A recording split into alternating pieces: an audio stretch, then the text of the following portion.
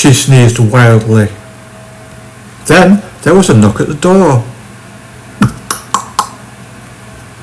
Whoever could that be at this time?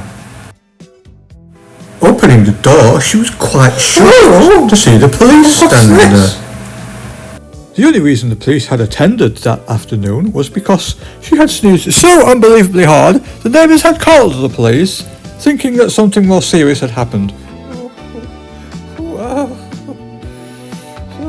So understandably shaken up, she closed the door and she began to panic, wondering if she could ever sneeze again in the comfort of her own home. Later that day, having a walk around town, but remember to wrap up warm and trying not to sneeze because you don't want another visit from the police. That really frightened her.